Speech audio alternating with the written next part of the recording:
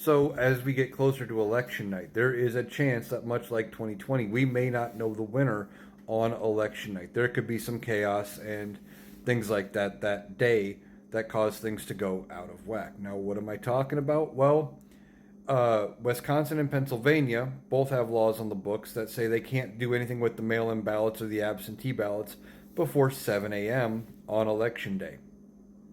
So they can't do anything to get them ready. They can't pre-count them as they come in.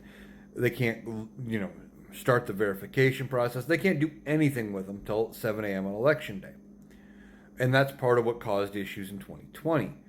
Also in 2020, there were counties and cities and stuff in multiple states that waited until after they counted all of day of ballots and then counted the mail-in ballots, which created a red mirage where it appeared like it was going to be a massive landslide in favor of Donald Trump going one way, with him getting like 75-80% of day of votes in some cases, like huge numbers that were ridiculous. And then the mail-in ballots came in, and those were heavily favoring Joe Biden and the Democrats. And those issues could still be a factor because some states have not changed their laws since 2020. They said, well, it worked then. We'll deal with it again. Or there was political issues where they couldn't agree, whatever.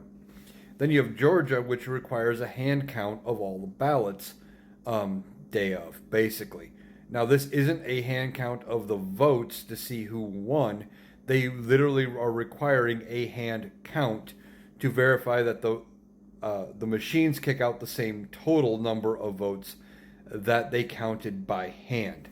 And then they adjust accordingly. I don't know how that's going to work. But that's going to add time and delay into figuring out who the winner is. So we may not know on November 5th, but then again, if the response and the outpouring is that large, there may not be some of these states that are an issue in having delays, we may already have an answer before those states finish counting their votes, and it may not matter. So we'll see what happens on election night. But if we do not have an answer that night, don't get alarmed. It's going to be like 2020, where the votes will keep coming in over the coming hours and days as they finish doing all of the counting. There's just laws in place that are going to prevent them from getting ahead of things, so we have a better result and can be done day of. So we'll see what happens on election night.